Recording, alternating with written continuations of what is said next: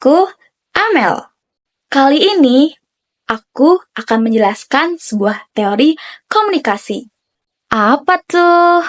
Ini dia, Action Assembly Theory. Action Assembly Theory, atau yang biasa disingkat AAT, adalah teori komunikasi yang dikembangkan oleh John Green pada tahun 1984.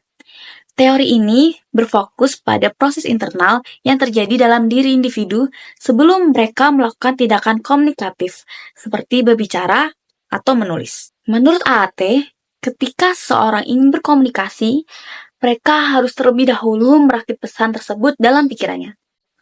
Proses merakit pesan ini melibatkan dua komponen utama, pemilihan informasi dan pengorganisasian informasi. Kira-kira apa ya pemilihan informasi dan pengorganisasian informasi? Pemilihan informasi. Pemilihan informasi ini berkaitan dengan bagaimana individu memilih informasi atau gagasan yang ingin mereka sampaikan. Pilihan ini dipengaruhi oleh berbagai faktor, termasuk tujuan komunikasi, konteks sosial, pengetahuan, serta pengalaman individu. Apa sih maksudnya? Maksudnya, ketika seseorang akan menyusun informasi itu, akan dipengaruhi oleh faktor seperti tujuan dia berkomunikasi, tujuannya apa, konteksnya apa, serta pengetahuannya di masa lampau. Pengorganisasian informasi. Setelah informasi dipilih, langkah selanjutnya adalah mengorganisasikan menjadi sebuah struktur yang koheren dan dapat dipahami oleh penerima pesan.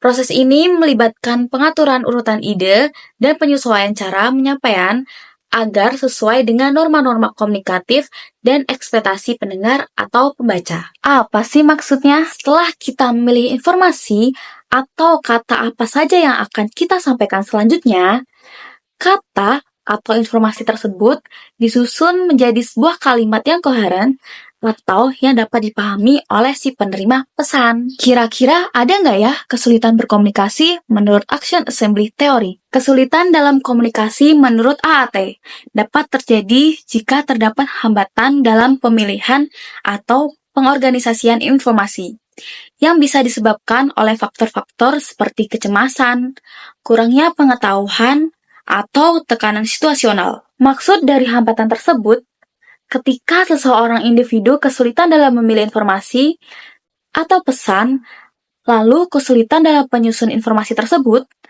itu disebut sebagai hambatan oleh teori AT ini.